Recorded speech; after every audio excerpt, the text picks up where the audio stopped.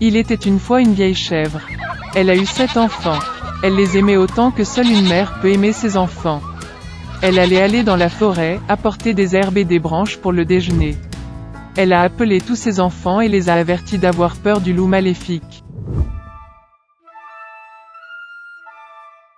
Il fait souvent semblant, mais vous pouvez immédiatement le reconnaître à sa voix grossière et à ses pattes noires. Les petits-enfants ont tout compris et ont assuré à leur mère qu'ils seraient très prudents. La vieille chèvre partit tranquillement. Peu de temps s'est écoulé. Soudain, quelqu'un a frappé à la porte et a crié d'une voix grossière que les enfants devraient immédiatement l'ouvrir. Mais les enfants de la voix rugueuse ont réalisé que c'était un loup. Ils ont répondu que ce n'était pas la voix de la mère, sa voix était gentille et fine, et cette voix était très impolie, ce qui veut dire que c'était un loup. Puis le loup est allé chez le marchand et s'est acheté un grand morceau de craie. Il en a mangé et sa voix s'est affaiblie. Il est revenu, a frappé à la porte et a demandé d'une voix mince aux enfants de l'ouvrir.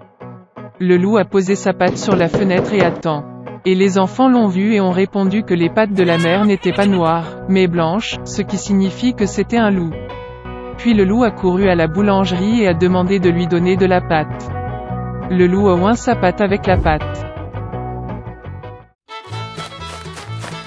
Le méchant s'est approché de la porte pour la 3e fois, a posé sa patte blanche sur la fenêtre et a frappé.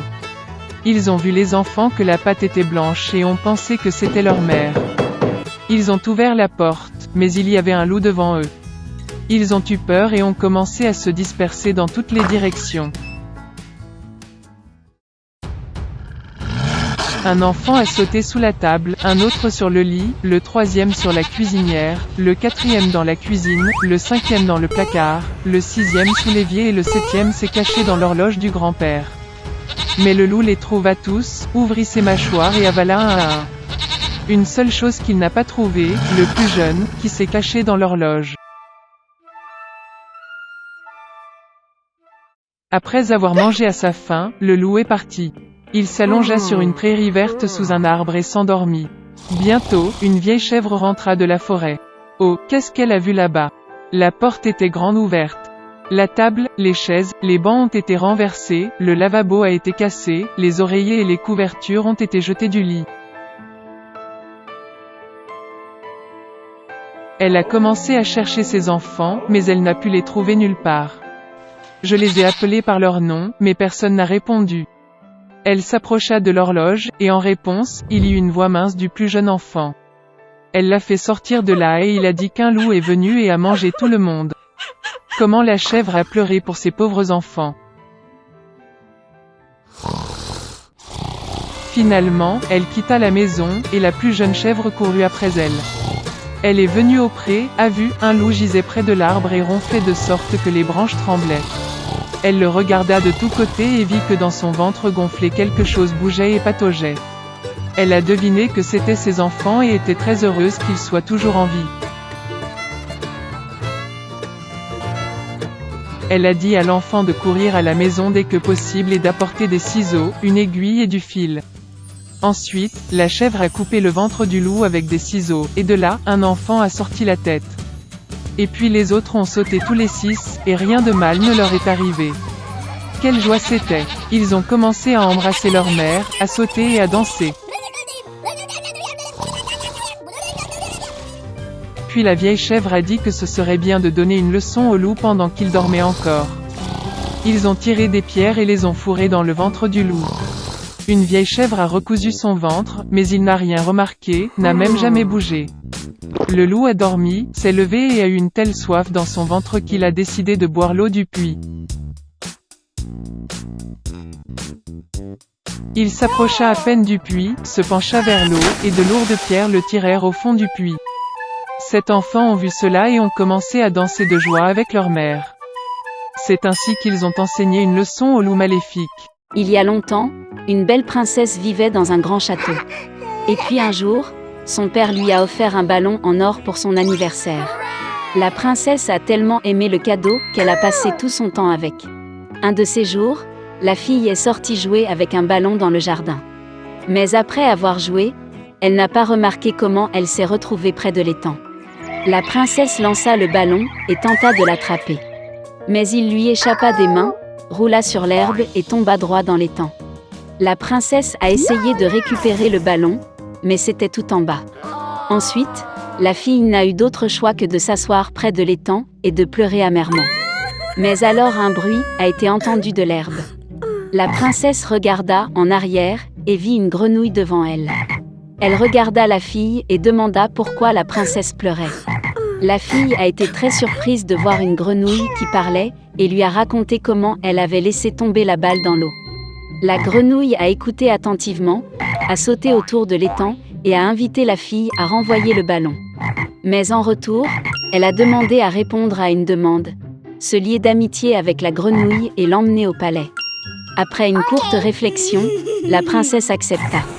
Puis la grenouille a sauté dans l'eau et a disparu de la vue. Bientôt, elle est apparue avec un ballon d'or et l'a jeté à la princesse. Ayant reçu son cadeau, la princesse courut joyeusement au palais. Puis la grenouille rappela à la fille leur accord. Mais la princesse a juste ri et a dit qu'une telle grenouille laide ne pouvait pas vivre dans un palais. Ainsi, la fille a quitté la grenouille et est retournée au château.